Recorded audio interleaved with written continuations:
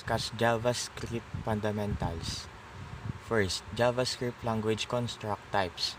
JavaScript variables can hold many data types, numbers, strings, objects, and more. JavaScript has dynamic types. This means that the same variable can be used to hold different data types. Example, var x. Now x is undefined. X is equal to 5. Now x is a number. X is equal to John. Now x is a string.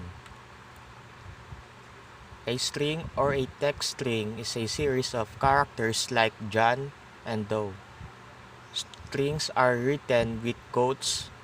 You can use single or double quotes. Example, JavaScript has only one type of numbers. Numbers can be written with or without decimals. Booleans. Booleans can only have two values. It's either true or false. JavaScript arrays. JavaScript arrays are written with square brackets. Array items are separated by commas. The following code declares creates an array called cars containing 3 items, that is car names. Next one is JavaScript operators. The assignment operator or equal sign assigns a value to a variable. Example of this is var x is equal to 10. The addition operator or plus sign adds numbers. Example of this is equal var x is equal to 5, var y is equal to 2. So var z is equal to x plus y. Next one is the multiplication operator, which multiply numbers. Example of this is var x is equal to 5, var y is equal to 2. So var z is equal to x times y. Next one is flow control. Control flow is in computer science the order that the instruction or statements or functions are executed. In JavaScript, we read the code starting from the first line till the last line unless, of course, in the code there is some instructions or statements that changes that control flow. Control flow, the block statement. The block statement doesn't change the control flow but is used to group statements. The block is set by a pair of curly brackets. Example of that, first statement, second statement. The break statement. You have already seen the break statement used in an earlier chapter of this tutorial. It was used to jump out of a switch statement. The break statement can also be used to jump out of a loop.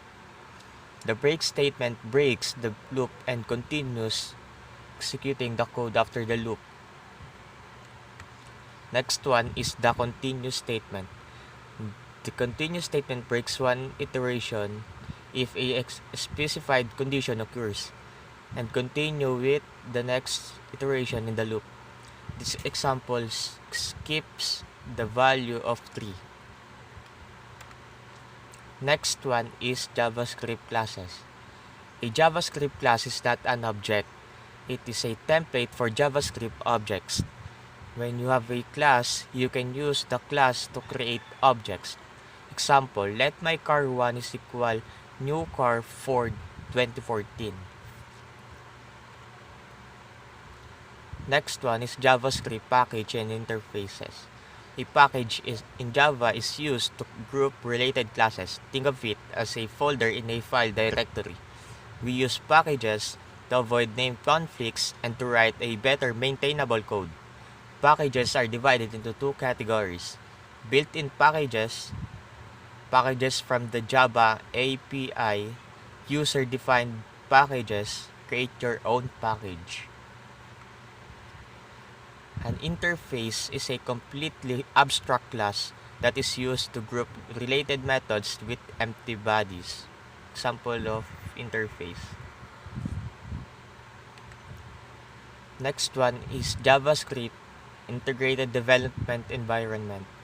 An integrated development environment or IDE is software for building applications that combines common developer tools into a single graphical user interface.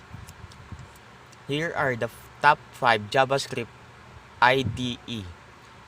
The first one is WebStorm, Komodo Edit, Visual Studio Code, Atom IDE, and lastly Brackets. Here are the sample JavaScript program code structures. That's all. Thank you.